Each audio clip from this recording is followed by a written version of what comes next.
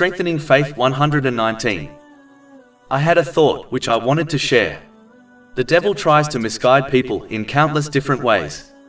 Knowing about his traps can aid a person to avoid them. Chapter 35 Fatir, verse 6. Indeed, Satan is an enemy to you, so take him as an enemy. He only invites his party to be among the companions of the blaze. One of his biggest aims is to put one off from remembering their death, grave, and their final judgment. He knows remembering death encourages one to prepare for it, which involves using the blessings one has been granted in ways pleasing to Allah, the Exalted, as outlined in the Holy Quran and the traditions of the Holy Prophet Muhammad, peace and blessings be upon him. This is why the Holy Prophet Muhammad, peace and blessings be upon him, encouraged Muslims to often remember death, as it is the destroyer of pleasures. This has been advised in a narration found in Sunan Ibn Majah, number 4258. Therefore, the devil tries to prevent one from remembering death by reminding them of their never-ending worldly preoccupations so that they fail to prepare for it adequately.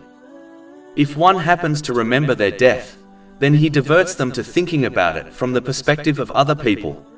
Meaning, a person will think about the effects of their death on other people, such as their children. Even though worrying about the future of one's children is not a bad thing, nonetheless, a Muslim should never forget that the provider and sustainer of their children is none other than Allah, the Exalted. He simply uses the parent for this process, and he can easily replace the parent with some other means. Secondly, thinking about death from other people's perspective diverts a person's attention from preparing for their death. Instead, they will be encouraged to work harder in this world in order to obtain and hoard more wealth and properties for their dependents, out of fear of leaving them poor and needy if they happen to die. This again distracts them from practically preparing for their own death. One must know, there is a big difference between reasonably saving wealth for one's children and going overboard, which most Muslims do.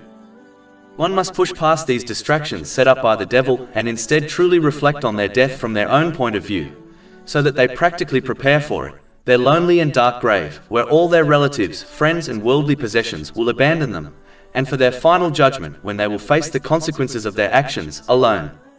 Chapter 80 Abasa, verses 34 to 37. On the day a man will flee from his brother, and his mother and his father, and his wife and his children. For every man, that day will be a matter adequate for him. Perhaps through this reflection, one will avoid this particular trap of the devil, and practically prepare for these inevitable stages of existence.